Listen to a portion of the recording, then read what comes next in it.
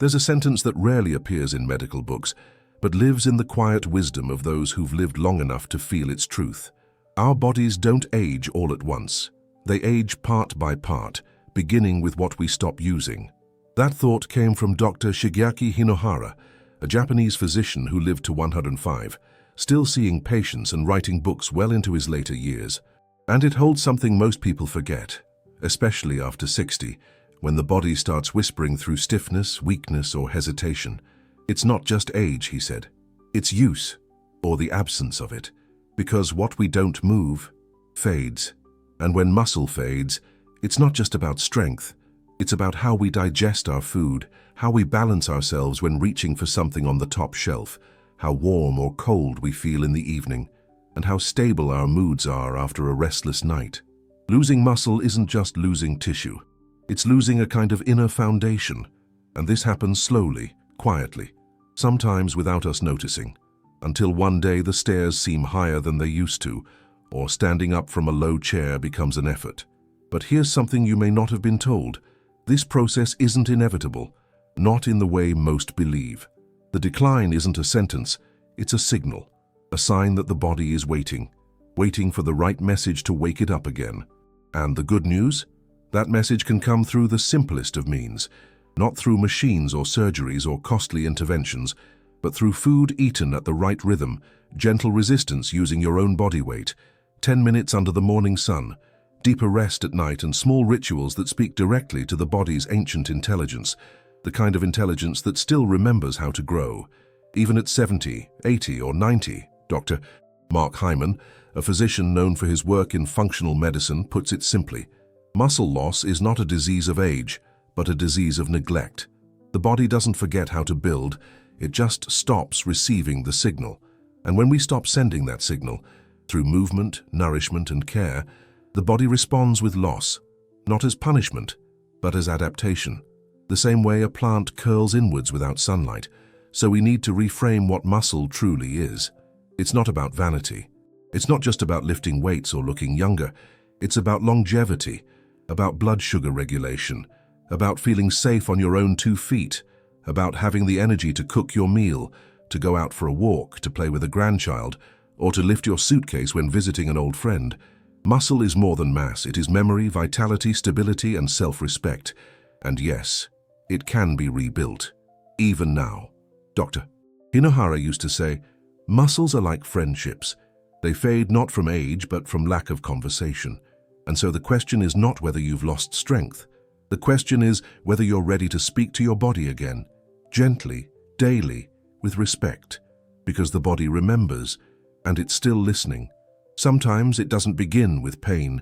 It begins with stillness, with the long pauses between getting up and sitting back down, with the afternoons spent mostly in chairs, with movements that once felt effortless, bending to tie a shoelace, lifting a pot, stepping over the edge of the bathtub, now quietly delegated to someone else.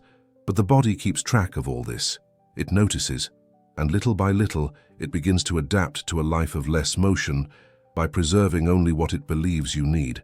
And if a certain muscle isn't used for a day, a week, a month, the body starts to take it apart, piece by piece, not out of malice, but efficiency.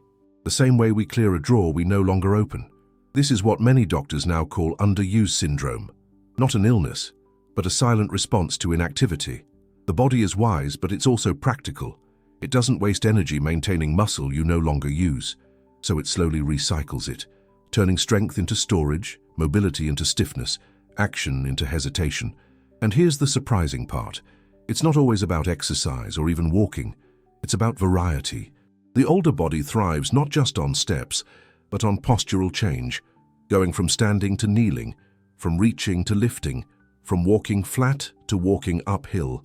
These transitions challenge the muscles in ways that preserve their communication with the brain. Without them, even someone who walks daily might still lose muscle at twice the rate, especially if those walks are followed by long hours of sitting. Harvard and Mayo Clinic have both observed this pattern. Fewer than 4,000 steps a day, combined with static posture, can accelerate muscle loss even when nutrition is adequate. The signal is simply too weak. It's like trying to keep a fire lit with cold wood and no air. The flame dims, And yet it doesn't take much to keep that flame alive. Just a few minutes of breaking the stillness can reawaken the signal, not with force, but with familiarity, rising slowly from a chair, holding onto a table for balance and bending your knees, not to perform but to remember, to remind your muscles that they're still needed, that you still trust them, because that's all muscle really asks for, to be invited into the day. Think of it like this. Language too is lost when not spoken. Words slip away, expressions fade, the tongue stumbles, and so it is with the body. Muscle is like language. Stop speaking it, and the brain forgets the words. But speak again, even softly, and the conversation begins to return. There's a quiet truth that gets overlooked in many conversations about aging. Food is not just fuel, it's information, and for the aging body, it is instruction. Each bite carries a message that can either say store and slow down, or whisper repair, rebuild, grow. The body listens carefully, but with age, the ears of the body, digestion, metabolism, hormone balance, become harder of hearing. What was once easily absorbed now passes through unnoticed. What once energized now causes heaviness. And so the solution is not to eat more, but to eat wiser, not to chase numbers, but to craft clarity. This is something Dr. Mark Hyman calls food as code. He reminds us that our bodies are biological software, constantly interpreting messages from what we eat. Protein, for example, isn't just about grams, it's about the quality of its message, how digestible it is, whether the body recognizes its language, and past a certain age, that recognition matters more than quantity. A plate full of meat might offer 50 grams of protein, but if the digestion is sluggish or inflamed, only part of it will be heard. Meanwhile, a simpler meal, a boiled egg, a spoon of lentils with lemon, or a few sardines with fresh herbs, might deliver far more impact because the message is clearer, cleaner, more attuned to the body's rhythm. But there's more. Some foods help others speak louder. When plant proteins are paired with spices like turmeric, ginger, or a pinch of black pepper, they're absorbed more efficiently. Inflammation that once muffled their signals softens. The body becomes more receptive. A warm soup of lentils with turmeric isn't just comfort food. It's a message of growth, passed down through generations. And there's rhythm to it too. Spacing protein throughout the day allows the body to hear the message over and over, like a gentle bell ringing at morning, midday, and evening. 20 to 25 grams per meal, not overwhelming, not forced, simply steady reminders. And adding a touch of lemon juice or apple cider vinegar to your plate, that's not trend or fashion. It's a way to brighten the signal, ease digestion, and invite the amino acids deeper into the cells. Because in the end, the body doesn't count grams. It doesn't care for labels or loud numbers on packaging. The body doesn't count grams. It listens to the clarity of the message, and if the message is honest, warm, and well-timed, the body responds, at any age, even now. There's a kind of healing that doesn't come in bottles. It arrives with the morning light and deepens with the silence of night. It comes not from what we do, but from what we allow. The warmth of the sun on the skin. The stillness that lets the body repair what was torn. In many elders, the struggle with muscle loss is not from lack of effort, but from forgotten rhythms. Rhythms the body once depended on. Rhythms that spoke in light and darkness. Few people realize that vitamin D, made naturally when skin meets sunlight, is not only important for bones, it is essential for muscle growth and recovery. Without it, the body's signal to rebuild becomes faint. And in older adults, this deficiency is more common than we think, especially among those who stay indoors, whose windows remain closed, whose skin hasn't felt the morning in years. And sleep, that quiet night shift healer, is more powerful than most medications when it comes to restoration. The Stanford Sleep and Aging Lab discovered something startling. Older adults who sleep fewer than 6 hours a night lose up to 25% more muscle each year. Not because of the hours alone, but because of what happens in them, or doesn't. During sleep, the body releases growth hormone, a natural repair signal. If sleep is shallow, interrupted, or too short, that signal weakens, and so the muscles that were used during the day remain tired. Recovery stalls. But there's more to light than vitamin D, and more to sleep than rest. Morning sun, especially before 10, stimulates serotonin, a mood-regulating hormone that quietly fuels the will to move. It doesn't just energize the muscles. It softens the heaviness that often weighs down the spirit, that quiet reluctance that says, maybe not today, that familiar fatigue that doesn't seem to lift, even after coffee. And then comes nightfall, when the body is supposed to shift into repair, but it needs help. A dinner rich in magnesium, found in spinach, pumpkin seeds, almonds, or even a slice of banana, can gently support that shift. It calms the nervous system. It opens the door to deeper sleep. And in that deeper sleep, the healing begins again. Not with noise, not with effort, but with rhythm, with surrender. The sun wakes your muscles. Sleep teaches them what to remember. It's easy to forget this. Easy to believe that healing must be hard or expensive or new. But sometimes the most powerful medicine is the one we stop noticing. The light that streams through the window, the early breeze that brushes against the face, the darkness that holds the body like a cradle. Healing doesn't always need action. Sometimes it just needs permission. In certain corners of the world, old age carries a different scent. It smells like herbs in a backyard garden, like fresh bread carried up a hill, like the warm sweat of someone who still moves with purpose, not because they're told to, but because life demands it, gently, daily. These are the places we now call blue zones, regions where people regularly live past 90 and 100, not only with years, but with presence. In Okinawa, in Sardinia, in the highlands of Costa Rica, elders do not go to the gym. They do not count repetitions or track their protein grams. Their exercise is woven into the cloth of the everyday. They rise from the floor, not from a recliner. They walk up slopes to visit a neighbor or tend to goats. They squat to prepare vegetables. They carry firewood, grandchildren, baskets of fruit. And in each of these movements, muscles are not just maintained. They are honored because they are needed, because they are part of the day.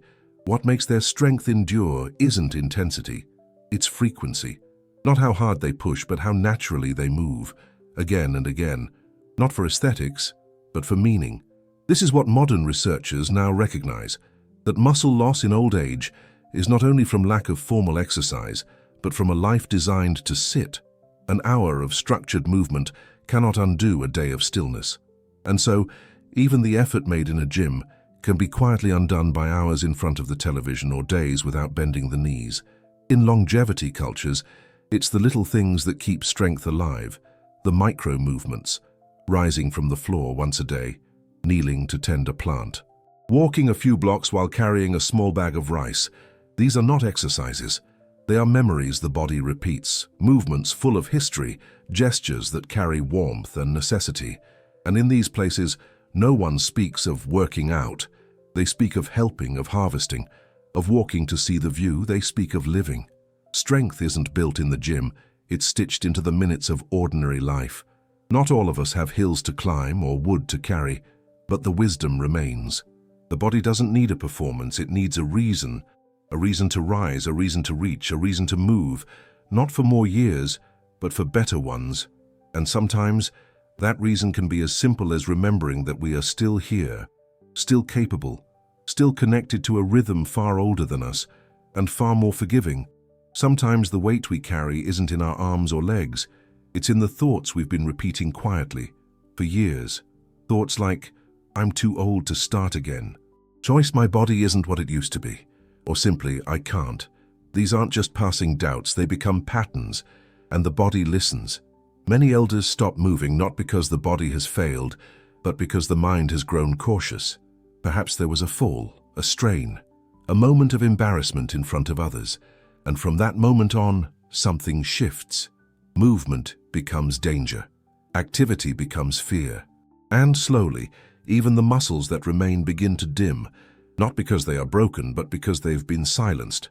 But science now tells us something both tender and profound. The body doesn't wait for motion to begin healing. It listens to the intention, to the image, to the imagination of movement. Neuroscientists have shown that even when someone only visualizes walking, lifting, or standing, without actually doing it, the brain still sends signals to the muscles. It begins to reconnect the pathways, like restringing a silent instrument, slowly, gently, carefully. And from this, a new kind of strength can emerge, Not the strength of willpower or of forcing oneself past pain, but the strength of preparing the body to trust again, to feel safe again, to take movement not as punishment, but as conversation. This is where small rituals matter. Before rising from a chair, a deep breath. Before walking, a moment to imagine each step, the feet firm, the posture tall, the body moving with memory, not hesitation. Even the act of swaying gently side to side reminds the nervous system that balance is possible, that stability isn't gone, only sleeping. And each time the mind rehearses these movements, the muscles remember. They begin to receive new messages, not of fear but of readiness, not of retreat but of return. The muscle listens to what the mind rehearses. There's a quiet dignity in that. A reminder that healing doesn't always begin in the body. Sometimes it begins in the voice inside, the one that says, "Maybe I can." The one that doesn't rush or scold or demand, just invites. Movement begins again, not with the first step, but with the first thought, the first breath, the first moment where fear loosens its grip, and the body is allowed to remember who it once was and who it can still be. Nature still knows how to heal you. Longevity, said Dr. Shigeaki Hinohara, belongs to those who treat life as a daily practice, not a waiting room, not a place to pass time, but a chance to participate in time, to shape it gently, with care and consistency, as one might tend a garden or prepare a humble meal. We often think of healing as something that happens to us, something delivered by medicine or measured by tests, but the truth is quieter than that. Healing is what the body does when it feels safe, when it is nourished, when it is invited, not forced, to remember its rhythm. And what is that rhythm made of? It's made of sunlight before 10 in the morning, of food that carries memory and meaning, of knees that bend even slightly to reach for something important, of rest that doesn't feel like collapse, but restoration, of thoughts that speak kindly to the body, even when the body feels slow. Dr. Mark Hyman reminds us that the body is not broken by age. It is responsive. It waits for signals. And when those signals come, through movement, through nourishment, through breath, the body begins again. It doesn't rewind the years. It doesn't erase the past. But it repairs, it adapts, it responds with quiet strength. And so aging is not the loss of growth. It is the slowing of messages. And every small choice and every stretch, every sip of broth, every moment under the sky is a way of saying, I am still here. I still trust this body to hold me. I still believe in its ability to heal, slowly, faithfully, like the earth after a long winter. Nature hasn't forgotten you. It's waiting for you to remember its rhythm.